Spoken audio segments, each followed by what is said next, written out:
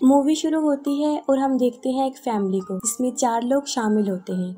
आदमी कीटा, उसकी बीवी जुनसू, बेटी किजन और बेटा कीवो। वो लोग एक छोटे से बेसमेंट में रह रहे होते हैं। इन लोगों को सरवाइव करने के लिए बहुत मेहनत करनी पड़ती थी, क्योंकि इनके फाइनेंशियली हालत बहुत खराब थे और अपना घर चलाने के लिए पिज्जा के बॉक्स बनाने का काम करते थे। मगर घर का खर्चा चलाने के लिए ये काम उनके लिए काफी नहीं था। फिर एक दिन कीवो का दोस्त, जो उसके साथ यूनिवर्सिटी में पढ़ता था, उनके घर पर आता है। वो कीवो को एक पत्थर देता है और कहता है कि मेरे दादा ने ही तुम्हारे लिए भेजा है। आमतौर पर उस पत्थर को बहुत खास समझा जाता था और उसके बारे में ये ख्याल था कि जिसके पास भी वो पत्थर होता है उसे खुशियाँ मिलती हैं और उसके हालात अच्छे हो जाते हैं। कि वो अपने दोस्त को अपनी फाइनेंशियली हालत के बारे में बताता है, जो कि ठीक नहीं है। उसका दोस्त उसे कहता है कि मैं स्टडी के लिए आउट ऑफ कंट्री जा रहा हूँ। जिस लड़की को मैं ट्यूशन पढ़ाता था तुम उसे इंग्लिश पढ़ा दे। जिस पर कीवो कहता है कि मैं तो कॉलेज जाता नहीं और वो लोग मुझे काम नहीं देंगे। उसका दोस्त कहता है तुम्हारे लिए मैं सिफारिश कर दूंगा, बस अपनी बहन से एक फेक डिग्री बनवा लो। कीवो की बहन आर्टिस्टिक होती है और वो उसके लिए डिग्री बना देती है। फिर कीवो उस जगह पर चला जाता है जहाँ उसने ट्यूशन देनी होती है। वो घर काफी बड़ा और काफी खूबसूरत होता है और वो फैमिली काफी रिच होती है और फैमिली का नाम पार्क फैमिली होता है। इस फैमिली में भी 4 लोग होते हैं, हस्बैंड वाइफ और उनके 2 बच्चे, एक बेटा और एक बेटी। बेटी वो जिसका नाम दहाई होता है, जिसे ट्यूशन पढ़ाना होता है। वहाँ पर एक मेड भी होती है जो काफी अरसे से वहाँ पर काम कर रही होती है। कीवो एक डेमो क्लास देता है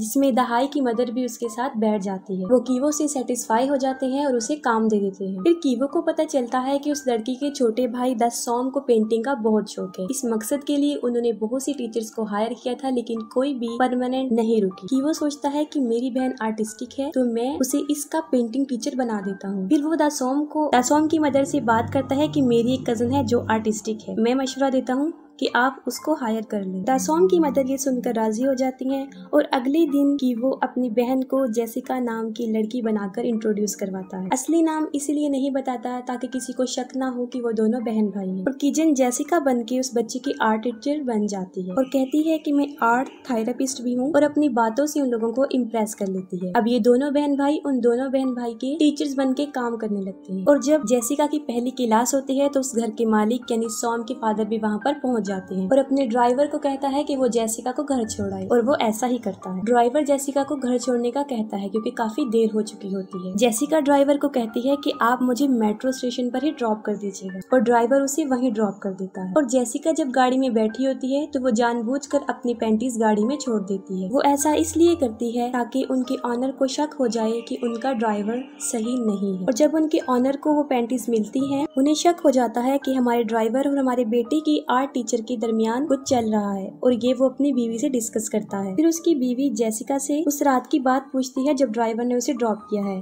जिस पर वो कहती है कि मैं घर की बजाय मेट्रो स्टेशन पर उतर गई थी। जिस पर घर की ऑनर सेटिस्फाइड हो जाती है और वो जेसिका को जाने का कहती है और इसके बाद वो अपने ड्राइवर को नौकरी से निकाल देते हैं। जेसिका ने ये सब इसलिए किया होता है क्योंकि वो ड्राइवर की जगह पर अपने फादर को लाना चाहती है। फिर वो उन लोगों को सजेस्ट करती है कि मेरे फादर के भाई के ड्राइवर हैं जो काफी अच्छे ड्राइवर हैं, आप उन्हें रख लें। और फिर वो अपने फादर को फादर के भाई का ड्राइवर कहकर इंट्रोड्यूस करवाती है। उसके फादर को भी नौकरी मिल जाती है और वो तीनों बाप बेटी बेटा वहाँ पर नौकरी करना शुरू कर देते हैं। वो लोग बहुत अनजान बन के काम कर रहे होते हैं ताकि उनके ऑनर्स को शक ना हो कि वो दोनों बहन भाई और वो उनके फादर हैं। फिर हम देखते हैं कि कीवो जब दहाई को ट्यूशन पढ़ा रहा होता है तो वो एक दूसरे को पसंद करने लगते हैं। अब कीवो और किजन अपनी मदर को भी उस घर में काम दिलवाना चाहते हैं और इस मकसद के लिए उन्हें उस मेड को वहाँ से निकलवाना था, जो कि इतना आसान नहीं था। वो एक प्लान सोचते हैं। पीच के ऊपर जो पाउडर होता है उससे किसी भी इंसान को एलर्जी हो सकती है और वो ऐसा ही करते हैं। जब वो मेड डॉग से खेल रही होती है तो वो पाउडर उस पर गिरा देते हैं जिससे उसको शदीद एलर्जी हो जाती है और वो हॉस्पिटल चली जाती है। और जब वो हॉस्पिटल होती है तो कीवो के फादर भी वहाँ पर पहुँच जाते हैं। वो एक सेल्फी बनाते हैं जिसमें वो उसे भी कैप्चर कर लेते हैं। फिर वो घर की मालकिन को शॉपिंग पर लेकर जाता है और वहाँ उसे बताता है कि मैंने घर की मेड को हॉस्पिटल में देखा था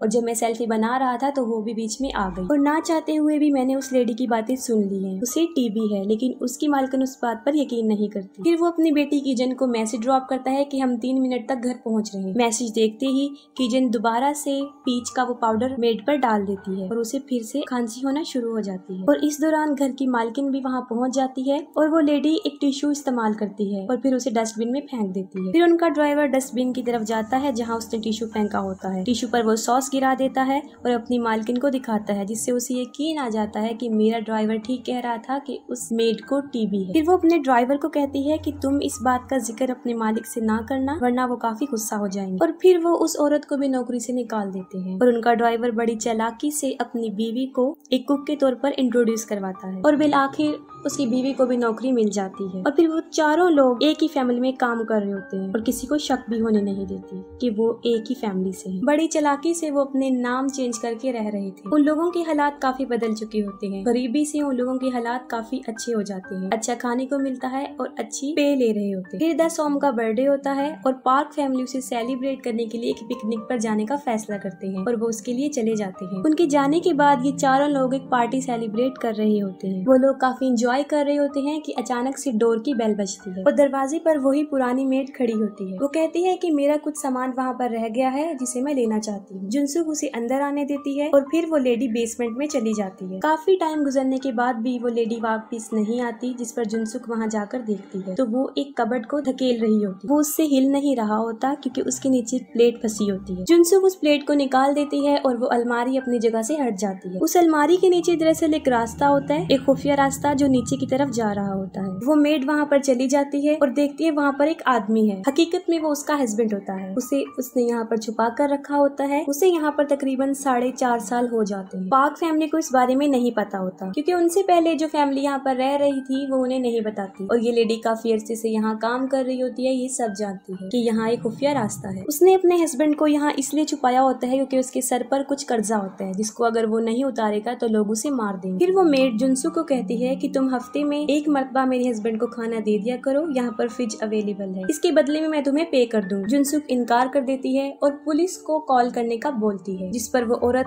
काफी मिन्नतें करती है कि वो ऐसा ना करे। और जुनसुक का हस्बैंड बेटा बेटी सीढ़ियों से ये बातें सुन रहे होते हैं। उनमें से किसी का पाँव स्लिप होता है, वो तीनों सामने आकर गिर जाते हैं। ये देखकर वो मेड वीडियो बना लेती है और कीवो कहता है पापा मेरा पाँव, और ये भी वीडियो में रिकॉर्ड हो जाता है। उसे पता चल जाता है कि ये चारों फैमिली है और उन्होंने चालाकी से यहाँ पर नौकरी हासिल की है। ये वीडियो वो घर की मालकिन को सेंड करने का कहती है, जिस पर जुनसुक उसे काफी मिन्नतें कर रही होती है कि वो ऐसा ना करे। वो औरत अपने हस्बैंड को लेकर ऊपर आ जाती है और उन चारों को कहती है कि वो हाथ ऊपर करके खड़े हो जाए। वो चारों खड़े हो जाते हैं और वो उनका भी वीडियो बना लेती है और साथ में उस टेबल की भी जिस पर वो पार्टी कर रहे हो। ये चारों उन दोनों हस्बैंड वाइफ पर हमला कर देते हैं और उनसे मोबाइल लेकर वीडियो को डिलीट कर देते हैं। उन लोगों की आपस में लड़ाई हो रही होती है कि अचानक से टेलीफोन की घंटी बजती है। जुनसुक फोन उठाती है और ये घर की मालकिन का फोन होता है। वो कहती है कि तेज बारिश की वजह से ट्रिप कैंसिल हो गई है और हम 8 मिनट तक वापस आ रहे हैं, और वो उसे खाना बनाने का बोलती है और 8 मिनट तक उन्हें घर का सारा सामान भी सेट करना था। कॉल के दौरान वो तीनों उन दोनों हस्बैंड वाइफ का मुंह बंद करके खड़े होते हैं। फिर वो लोग उन हस्बैंड वाइफ को बांध कर दोबारा बेसमेंट में छोड़ आते हैं और उसके बाद सफाई करना शुरू कर देते हैं। और ठीक 8 मिनट के बाद वो फैमिली घर पर आ जाती है और वो लोग घर की सफाई भी कर चुके होते हैं और पार्क फैमिली को जरा भी शक नहीं होता कि उनके आने से पहले यहाँ पर क्या कुछ हो चुका है, और वो लोग भी फिर छुप जाते हैं। वो लोग खाना खाते हैं और घर की मालकिन जुनसुक को बताती है कि एक बर्थडे की रात को मेरा बेटा केक खाने के लिए उठा था, तब उसने एक भूत को देखा था, लेकिन वो भूत नहीं होता, वो उस मेड का हस्बैंड होता है और ये लोग समझते हैं कि शायद वो कोई भूत। बारिश हो रही होती है और उनका बेटा दासोम कहता है कि आज रात में बाहर सोऊंगा, और वो टेंट लेकर बाहर बैठ जाता है। दासोम के मदर और फादर हॉल में ही सोते हैं ताकि सारी रात उसको देख सके। वो दोनों सोफे पर लेटकर बातें कर रहे होते हैं और सोफे के नीचे कीटक, किजन और कीवो छुपे हुए होते हैं। घर का ड्राइवर कीटक होता है और घर का मालिक अपनी वाइफ को बता रहा होता है कि उसके जिस्म में से नागवार किस्म की स्मेल आती है जिसको बर्दाश्त करना नामुमकिन है। वो सच कह रहा होता है क्योंकि जिस जगह पर वो लोग रह रहे होते हैं वो गार्बेज एरिया होता है, लोग वहाँ पर टॉयलेट करते हैं, इस वजह से इस घर के सारे लोगों की जिस्म में, कपड़ों में एक गंदी सी बू आती है। और ये सब बातें वो लोग भी सुन रहे होते हैं। उन्हें बुरा लगता है क्योंकि एक बार दासोम ने ये बात कही थी कि मेरी टीचर में से स्मेल आती है और वैसे हमारे ड्राइवर और मेड में से भी आती है। फिर वो लोग अपना सॉप, अपना टॉवल चेंज करने का सोचते हैं, लेकिन ये उनकी जिस्म की स्मेल नहीं होती बल्कि उस घर की होती है जहाँ पर वो रह रहे होते हैं। और जब वो दोनों सो जाते हैं तो ये सोफे के नीचे से निकल कर अपने घर में, अपनी बेसमेंट में आ जाते हैं। बहुत तेज बारिश हो रही होती है और जब वो अपने घर में पहुंचते हैं तो वो देखते हैं कि उनका सारा घर पानी से भर चुका है। घर की खिड़की खुली रहने की वजह से सारा पानी अंदर आ जाता है और अब वो जगह रहने के काबिल नहीं रहे। फिर वो एक जगह जाते हैं जहाँ बहुत से लोग सो रहे होते हैं और वो लोग भी अपनी रात वहीं गुजारते हैं। फिर किजन को घर की मालकिन की कॉल आती है। वो कहती है कि हमारे बेटे की बर्थडे है, आप उसकी टीचर हैं, आपको आना चाहिए जिससे उसे बहुत खुशी हो। और वो कीवो को को भी बुला लेती है जो कि उसकी बेटी का टीचर होता है। फिर वो बाजार में शॉपिंग करने जाती है और जब वो गाड़ी में बैठी होती है तो उसके ड्राइवर में से एक अजीब किस्म की स्मेल आ रही होती है और वो अपने नाक पर हाथ रख लेती है, जिस पर उसके ड्राइवर को काफी बुरा लगता है क्योंकि वो नहीं चाहता कि लोग उनके साथ ऐसा रिएक्ट करें। उसकी मालकिन भी ऐसा करना नहीं चाहती लेकिन उसे ऐसा करना पड़ता है। फिर पार्टी चल रही होती है और कीवो और उसकी स्टूडेंट दहाई ऊपर होते हैं और कीवो उससे पूछता है तुम्हें लगता है कि हम इनमें से एक हैं? वो अपने जवाब को यस कहते हुए सर हिला देती है, लेकिन वो इनमें से एक नहीं होते और वो सोचता है कि बेसमेंट में जो लोग हैं अगर वो ऊपर आ गए तो इनका राज फाश हो जाएगा और फिर उन्हें नौकरी से भी हाथ धोना पड़ेगा। फिर वो कुछ सोचते हुए वही पत्थर जो उसके दोस्त ने दिया था उसे निकालता है। वो उस पत्थर को लेता है और बेसमेंट में चला जाता है जहाँ वो मेड और उसका हस्बैंड होते हैं। घर की मेड की एक रात पहले ही मौत हो चुकी होती है क्योंकि जब वो लोग इन्हें नीचे लेकर जा रहे होते हैं तो वो भागकर ऊपर आने की कोशिश करती है, जिस पर जुनसुक उसे टांग मारती है। वो गिर जाती है और मर जाती है। उन चारों को भी इस बारे में पता नहीं होता कि वो नीचे पहुंच जाता है और उसके हाथ में वही पत्थर होता है। किसी तरह पत्थर उसके हाथ से गिर जाता है लेकिन वो बड़ी चालाकी से चुपके से जाकर उस पत्थर को उठा लेता है। वो उन दोनों को मारने आया था ताकि उनका राज कभी भी उनके सामने ना खुले, क्योंकि वो अपनी फैमिली को बचाने के लिए कुछ भी कर सकता है। और वो आहिस्ता आहिस्ता करके आगे बढ़ता है। उस मेड का हस्बैंड जो अपने आप को खोल चुका होता है कीवो के गले में रस्सी डालकर उसे घसीटता है और उस रस्सी को एक जगह पर अटका देता है और फिर वो वही पत्थर उठाता है। वो कीवो को पत्थर से मारने लगता है लेकिन नहीं मारता। वो वहाँ से भाग जाता है लेकिन बेसमेंट से गिर जाता है और वापस आकर वो उसे काफी जख्मी कर देता है। फिर वो पार्टी वाली जगह पर पहुँच जाता है। फिर उसकी नजर पड़ती है किजन पर जो केक लेकर दासोम की तरफ जा रही होती है और वो फौरन उसे पहचान लेता है। वो उस चाकू से किजन के सीने पर वार करता है जिससे वो काफी जख्मी हो जाती है। किजन के फादर उसके जख्म को दबाते हैं ताकि खून ज्यादा ना बहे, लेकिन उसका जख्म काफी गहरा होता है। जुनसुक ये देखती है कि उसने मेरी बेटी पर हमला किया है और वो उसकी तरफ बढ़ती है और उन दोनों के दरमियान शदीद लड़ाई हो जाती है और इस लड़ाई में जुनसुक उस आदमी को मार दे। अब घर का ऑनर अपनी चाबी लेना चाहता है जो कि उस मरे हुए आदमी के नीचे पड़ी होती है और वो चाबी जब निकाल रहे होते हैं तो उन्हें काफी स्मेल आती है और वो मुंह पर हाथ रख लेते हैं और जब उनका ड्राइवर उन्हें ऐसा करते हुए देखता है तो उसके चेहरे के तासुरात बदल जाते हैं। वो शदीद गुस्सा था। वो चाकू उठाता है और उस चाकू से मालिक पर वार करता है। कीटक ऐसा इसलिए करता है क्योंकि उनके मालिक को चाबी चाहिए थी ताकि वो अपने बेटे सॉम को हॉस्पिटल लेकर जाए क्योंकि वो बेहोश होता है और दूसरी तरफ उसकी अपनी बेटी भी मर रही होती है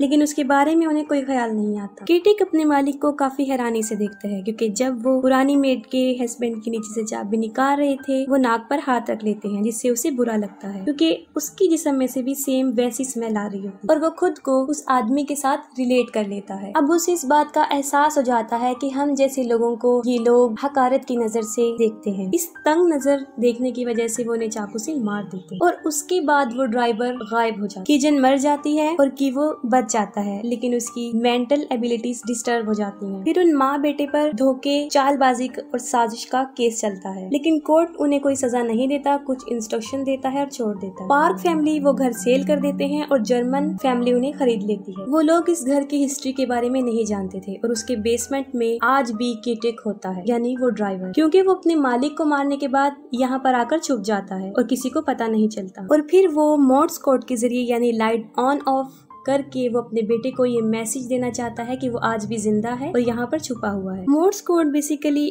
एक सिग्नल समझा जाता है जो दो लोगों को आपस में कम्युनिकेट करता है, जो किसी को मैसेज भेजने की फैसिलिटी रखता है। उस बल्ब के थ्रू वो सिग्नल ऐसे भेजता है, वो उसे डिफरेंट टाइम में ऑन ऑफ करता है और अपने बेटे को सिग्नल सेंड करता है। उसका बेटा कीवो जो कि दूरबीन से सिग्नल को देखता है, उसके पास एक कोड आता है जिसको वो डिकोड करके मालूम कर लेता है कि उसके फादर आज भी जिंदा हैं और उसी बेसमेंट में है और उसे इस बात का पछतावा होता है कि उन्होंने पार्क फैमिली के ऑनर को मार दिया और वो उनकी तस्वीर के सामने जाकर अपोलोजाइज करता है। फिर कीवो कहता है कि एक दिन मैं बहुत पैसे कमाऊंगा और हम वही घर खरीद लेंगे और बेसमेंट में तुम ऊपर आना और हम वहीं पर तुम्हारा इंतजार करेंगे। ऐसा हो जाता है कि वो घर खरीद लेता है और केटी उस बेसमेंट से बिला खौफ बाहर आ जाता है, अपनी फैमिली से मिलता है, लेकिन ये सब कुछ उसकी एक सोच होती है, हकीकत में ऐसा कुछ भी नहीं होता और यहीं पर मूवी एंड हो जाती है।